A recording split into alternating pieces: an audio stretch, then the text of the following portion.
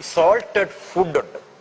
അതായത് ബേക്കൺ, ഇങ്ങനെയൊക്കെയുള്ള salt, meet products salt ചെയ്ത് വെച്ചിരിക്കും, അല്ലെങ്കിൽ ഉപ്പിലിട്ട് വെച്ചിരിക്കും. അങ്ങനെ ക്രമാതീതമായിട്ടുള്ള ഉപ്പ് ചെന്ന് കഴിഞ്ഞാൽ ക്യാൻസർ ഉണ്ടാക്കുന്നുള്ള അന്താരാഷ്ട്ര പഠനങ്ങൾ കാണിച്ചിട്ടുള്ള സംഗതിയാണ്. മൂന്നാം ലോകങ്ങൾക്ക് ഇന്ന് ലോകത്തിൽ 2 കാര്യങ്ങളെ സാധ്യമാവുള്ളൂ ക്യാൻസറിന് വേണ്ടി. ഈ 2 അല്ലാതെ ഒന്നുമില്ല. ഒന്നാമത് പൈസ ഇല്ല. പൈസ ഇല്ലെങ്കിൽ ക്യാൻസറിനെ പ്രിവെന്റ് ചെയ്യണം.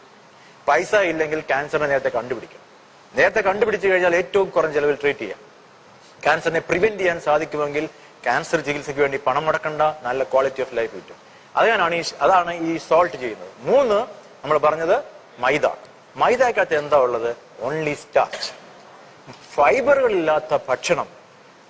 തിരുവനന്തപുരം മുതൽ കാസർഗോഡ് വരെ പോയി കഴിഞ്ഞാൽ മലയാളി ഇന്ന് കഴിക്കുന്ന സ്റ്റേപ്പിൾ ഫുഡ് കപ്പ, മീൻകറി അല്ല, പൊറോട്ടയാണ്.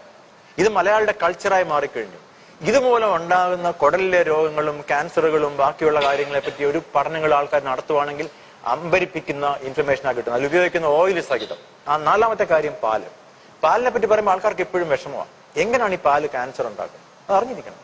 പാലിനകത്ത് പ്രോട്ടീന്, ഷുഗർ, ഇങ്ങനെയൊക്കെയുള്ള സാധനങ്ങൾ അല്ലാതെ ഒരു കുഞ്ഞ് വലുതാകണം, പ്രായമാവണമെങ്കിൽ അത് ഭക്ഷണം കഴിക്കാൻ തുടങ്ങുന്നത് 3 മാസം 4 മാസം ആയിരിക്കും നമ്മൾ ഭക്ഷണം കൊടുക്കാൻ തുടങ്ങുന്നത്. ഇതുവരെ എങ്ങനെയാ കുഞ്ഞ് വലുതാവുന്നത്? കുഞ്ഞ് വലുതാവണമെങ്കിൽ അമ്മയിൽ നിന്ന് കുഞ്ഞിലേക്ക് പാസ് ചെയ്ത് കൊടുക്കുന്ന ഗ്രോത്ത് ഹോർമോൺസ് പാലിലുണ്ട്. അങ്ങനെയാണ് കുഞ്ഞ് വലുതാവുന്നത്. കുഞ്ഞിന്റെ പല ഹോർമോണിനെ ഉദ്ദീപിപ്പിക്കാൻ കഴിവുള്ള ഹോർമോൺ അമ്മയിൽ നിന്ന് പുറത്തേക്ക് വരും.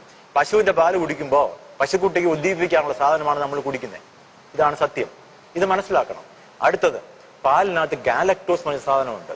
ഗാലക്ടോസ് എന്ന് പറയുന്നത് സ്പ്ലിറ്റ് ചെയ്ത ഒരു പ്രോഡക്റ്റ് ആണ്. ഈ galactose breast cancer, uterus cancer, ovary cancer ഒക്കെ ഉണ്ടാക്കുമെന്ന് ഞാൻ നടത്തിയ പഠനമല്ലാതെ ഇത് ഹാർവാർഡ് മെഡിക്കൽ യൂണിവേഴ്സിറ്റി 1988 പബ്ലിഷ് ചെയ്ത ഡേറ്റ ആണ് ഞാൻ പറയുന്നത്.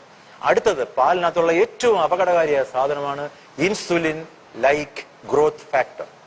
ഈ ഇൻസുലിൻ ലൈക്ക് ഗ്രോത്ത് ഫാക്ടർ എന്ന് പറഞ്ഞാൽ ബ്രസ്റ്റ് ക്യാൻസറിനെ ഏറ്റവും കൂടുതൽ പ്രകോപിപ്പിക്കുന്ന അല്ലെങ്കിൽ സ്റ്റിമുലേറ്റ് ചെയ്യുന്ന കാര്യമാണ്. പശുക്കുട്ടിക്ക് 8ാം മാസം ആകുമ്പോൾ തള്ള പാല് കൊടുക്കാൻ സമ്മതിക്കത്തില്ല, പശു തൊഴിച്ചുകളെ. എന്നാൽ 80 വയസ്സുള്ള വല്യമ്മ വരെ ഈ പാല് കുടിച്ചുകൊണ്ടിരിക്കും. അതിന്റെ സെൻസ് ഇല്ല, അർത്ഥമില്ല.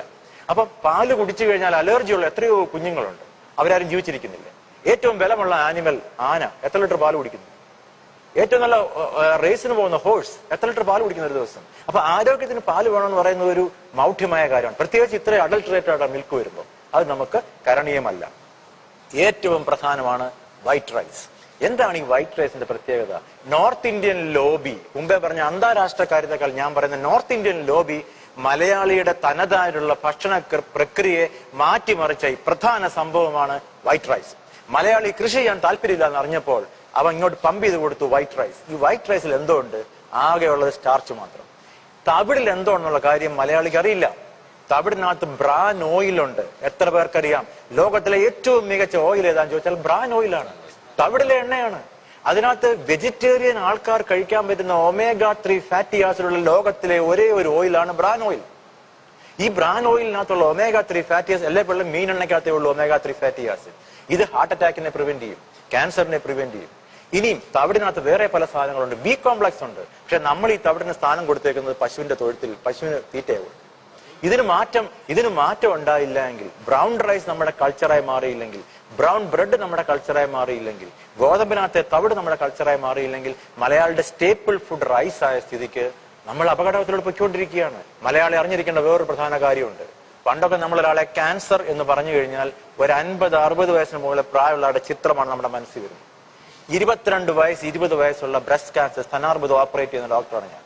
22 വയസ്സിൽ ജീവിതം പോലും കണ്ടിട്ടില്ലാത്ത 8 വയസ്സുള്ള പെൺകുട്ടിക്ക് ഞാൻ ബ്രസ്റ്റ് ക്യാൻസർ ഓപ്പറേറ്റ് ചെയ്തു. 8 വയസ്സ് മെൻസ്ട്രുവേഷൻ ആരംഭിച്ചതിന് ഉടനെ തന്നെ. അപ്പം സ്ഥാനാർബുദം, ഒവേറിയൻ ക്യാൻസർ, യൂട്രൈൻ ക്യാൻസർ ഒക്കെ ചെറിയ പ്രായത്തിൽ, യങ്ങർ ദാൻ 20-25 എന്തുകൊണ്ടാണ് വരുന്നത്? പണ്ട് കാലം എന്തുകൊണ്ടില്ലായിരുന്നു? നമ്മൾ ചിന്തിക്കേണ്ട സമയമായിരിക്കും. ഈ ഷോ കാണുന്ന, സാറിന്റെ ഈ ഷോ കാണുന്ന കോടിക്കണക്കിന് ആൾക്കാരുണ്ടാവും. ചിന്തിക്കേണ്ട സമയമായിരിക്കുന്നു. മാറ്റം ഉണ്ടാവണമെങ്കിൽ മനസ്സിന്റെ ഉള്ളിൽ മാറ്റം ഉണ്ടാവണം.